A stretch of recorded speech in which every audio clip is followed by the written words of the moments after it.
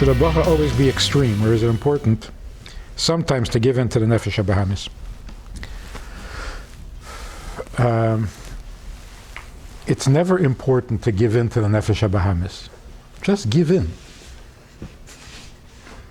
Don't make a pilpul about it. Don't make a philosophy out of it. You give in to your nefesh habahamis plenty, and that's okay. Should you? No, you shouldn't. It's not a shitta. It's not a hashkafa. Be real and do the best you can do. And that's not going to be perfect because you give in to your nefesh habahamis. But to make a shitta, I'm going to give in to my nefesh habahamis 20, 30, 45% of the time. What are you making a shitta with? Don't do that. Your head should be into being a chassid. And the rest, whatever it is.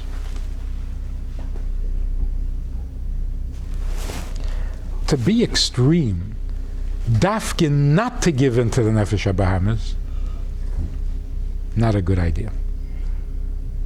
The Rebbe did not encourage that.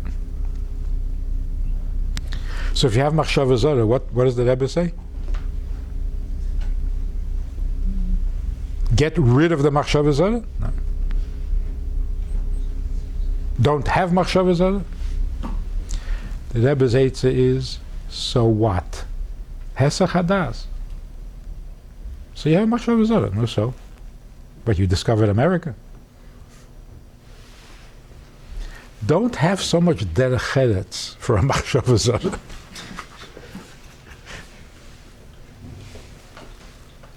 Don't go to the extreme of trying not to be a nefesh habahamis. Take care of your nefesh halikis. That you should get excited about. Does that answer the question or not? The rest of the question was like, should we, through Dvarim Mutarim, and what about things that we enjoy, passions that we enjoy, like in the arts or Chachmas Kitzayin? Every passion for yediyah, for learning, for talent, should be encouraged. There's only positive benefit that comes from knowing more, from knowing everything. A Jew has to know everything. You're making a dira b'tachtenim, you have to know the tachtenim. You want to make this world different, you have to know what world you're dealing with. Absolutely.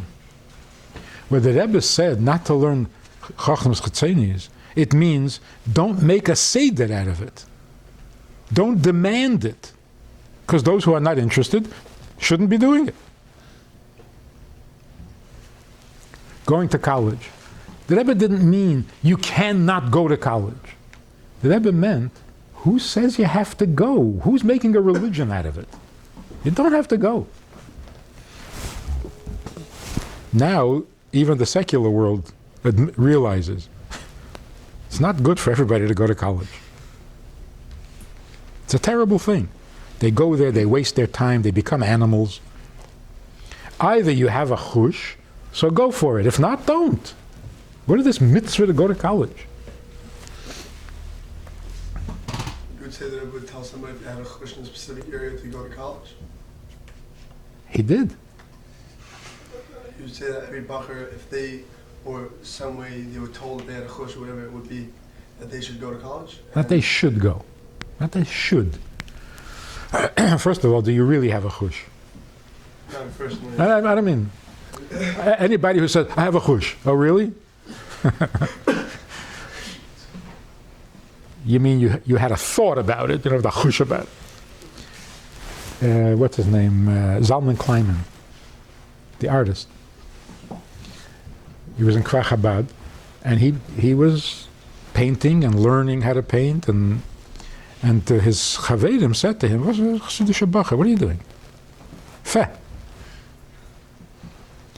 So at first he ignored them because came natural, so he painted. But eventually it started to bother him. Taki, who says you're allowed? So he wrote to the Rebbe, and he asked the Rebbe, can I be an artist? He didn't write it correctly. He said, can I be an artist? So the Rebbe wrote back, ask the experts. You're asking me to the Kenst? Should I be an artist? What do you mean, should you be an artist? Are you? Being an artist is not an opinion. Either you're good at it or you're not. And if you are an artist, then what are you asking me? Should I be talented? No, don't be talented. What's the shaila? But ask the experts. Maybe you're not such an artist like you think. And don't waste your time. The same with everything. You know, some kid decides that he's a brilliant genius scientist. Why? Because you read a book. So those who are talented don't really have a question. What are you going to do? You are a scientist. So go be a frum scientist. There's really no question even. The shaila is, in America, we want to produce scientists. You want to produce artists. That's a Baba Mises. He's not an artist, and he's not a scientist, and he doesn't have a life. You're ruining him. You push kids into areas that they're not really, you're ruining their life. Because in the middle of their life, they're suddenly going to decide, you know what? I never wanted to do this. And they fall apart. Their whole life falls apart. So, if you really have a talent, then what's the question? The only technical question is, should you go to college or just continue to learn on your own? How did Alter Rebbe learn math? How did Alter Rebbe learn science, medicine? But he went to school. He learned, he studied. There was an expert in the neighborhood. He asked him, he talked to him. If you really have a chush, you don't need 4 years of college, except for the paper, for the degree. So if you, it's not a problem.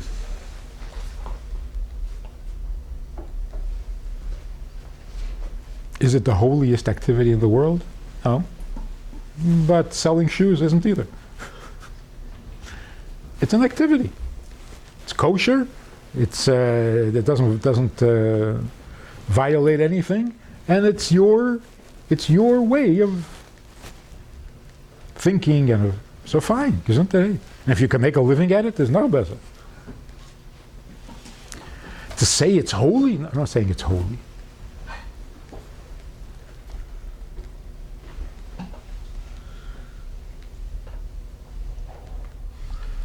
All through history, there's always been talented chassidim.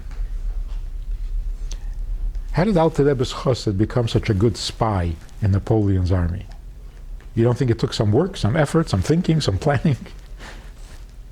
So, being a spy, what is that, a holy activity? It's not a mitzvah, not a chiyuv deraisa. But he had the ability, he knew the languages, and so you're not going to use it. You have to use your talents. So here's the catch. When you ask the question, what about our talents and our chushim? Do you crush them or do you follow them? What's the question? Of course you don't crush your talents. The real shaila is, how do you know whether you really have a talent? To go look for talents? To try things to find out maybe I have a talent? Not a good thing. Not a good thing for anybody. Not a good thing for non-Jews. It's not a good thing. Don't go looking for a possible talent. Unless you have no life anyway. You have nothing better to do. Okay, so go looking. But we have a life and we have something better to do. Does this make sense or not? Yeah. Are there other factors of the college environment that will affect, even if you're a very Chassidish person and you have a specific talent that professionals tell you that you have? Yes. And you think people should still, if you have this type of talent, to go into a college environment? Saf kol saf. You're going to go to work? You're going to have a job? You think you compare these two types of environment? One is that a whole bunch of people, if you want to say, who are trying to figure out what the talent is and they're partying or doing those things and you're walking right into it. You're going into the secular world. There are different parts of the secular world. But saf kol saf, you're going to go into the secular world. You can't hide. So of course it's going to be on the soyan. But taking a job in the diamond business is also on the soyan. Selling cameras in Manhattan is also on the soyan. So yeah, you're going into the secular world. Just because you're going to the secular world doesn't mean you have to go into the worst places. College is definitely in the lower part of that. If you think that, then you can go. In other words, if you recognize how low it is, you're much safer. In other words, when that part of society that is really low is less of an asoyan. You can go with the best intentions. It's still. It's true. If you don't feel like your Yiddish Shemayim can handle it, then don't go. How do you judge that? That's a good question. But that's why when you could ask the Rebbe, and the Rebbe said go, then you went with confidence. Isn't most times when you want to discover a talent, most people don't know all the time until they actually try something and try something. So most people, when they go to college, whatever, not always do people have a specific thing that they want to go for. They're generally going to get their certain part of education, and then they say, oh, well, I'm good at this, or I'm good at that, and they figure out where they're good for. But you have to actually try something in order to, so Yeah, how but does a person actually know his talent? You can't know you're a scientist before you actually study a little bit science. so study, Fair enough. but don't sign up for 4 years. Oh, fair enough. Don't commit yourself to just in case you might be good at it. Take a book and read. You'll see right away. Hmm?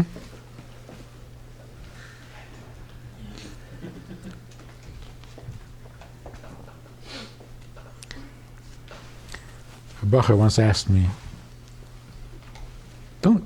don't you wish you were a psychiatrist? A psychologist? I said, no. He said, oh, come on, be honest. You would rather be a psychologist, wouldn't you? I said, no. He said, I don't believe you. I said, why do I want to be a psychologist? Psychologists come to me for advice. Why would you want to be a scientist when scientists are going to be coming to you with questions? You have answers in science that they don't have. You understand Olam Hazeh better than the scientist. I don't mean in technical things. I don't think you can build a bridge better than the engineers. But in terms of understanding Olam Hazeh, nature, you understand it better. Because you're coming from the top. They're trying to figure things out from the bottom. Scientists are going to be asking you scientific questions. Psychologists are going to be coming to you to find out what a nefesh is all about, because they have no idea.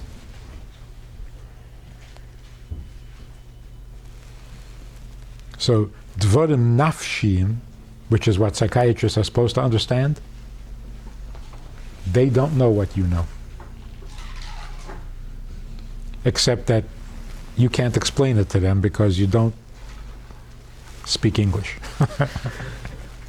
You don't speak Chassidus in English. That's what you need to do. Bring your Chassidus, your learning, what you know, bring it down. Make a dira b'tachtenim.